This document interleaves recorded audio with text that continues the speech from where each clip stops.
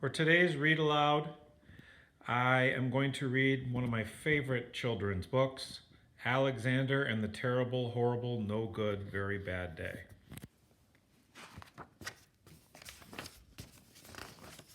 I went to sleep with gum in my mouth, and now there's gum in my hair.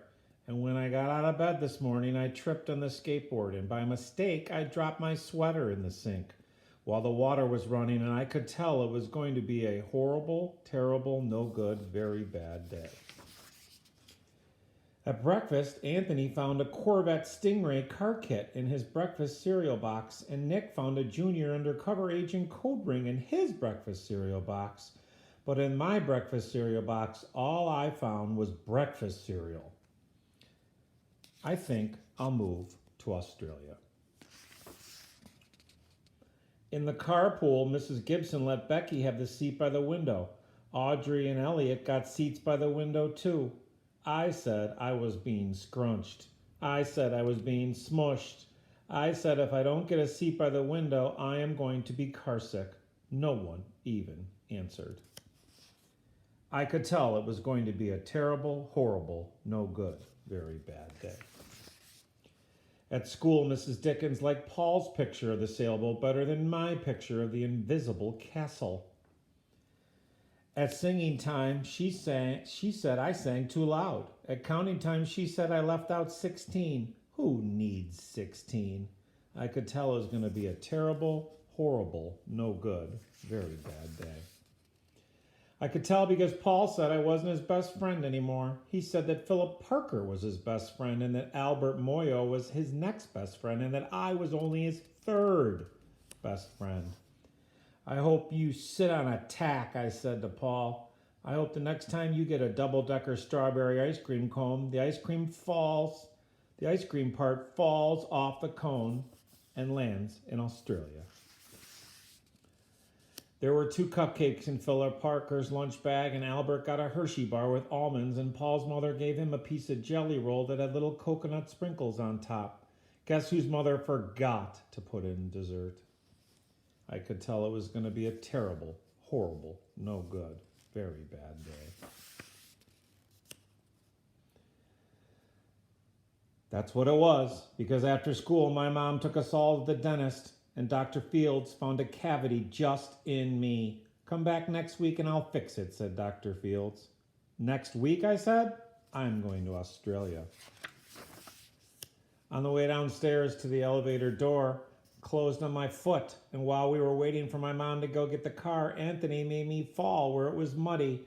When I started crying because of the mud, Nick said that I was a crybaby. And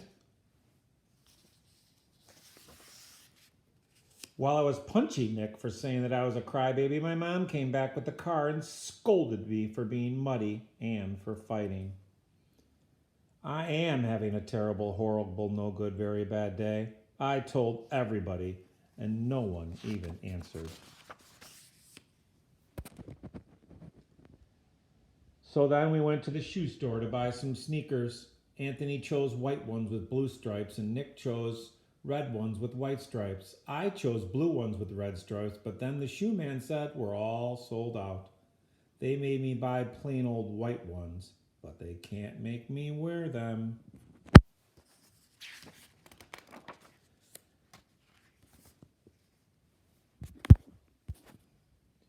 When we picked up my dad at his office, he said I couldn't play with his copy machine, but I forgot. He also said to watch out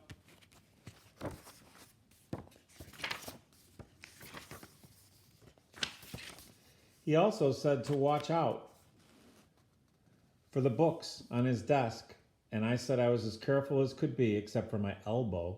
He also said, don't fool around with his phone, but I think I called Australia.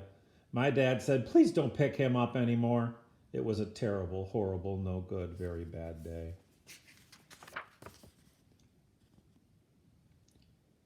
There were lima beans for dinner, and I hate limas. There was kissing on TV, and I hate kissing.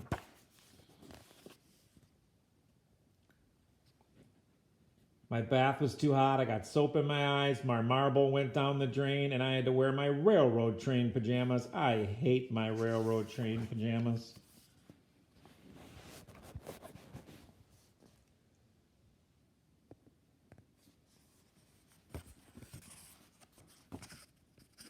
When I went to bed, Nick took the pillow he said I could keep, but the Mickey Mouse nightlight burned out, and I bit my tongue. The cat wants to sleep with Anthony, not with me. It has been a terrible, horrible, no good, very bad day. My mom says some days are like that. Even in Australia. The end.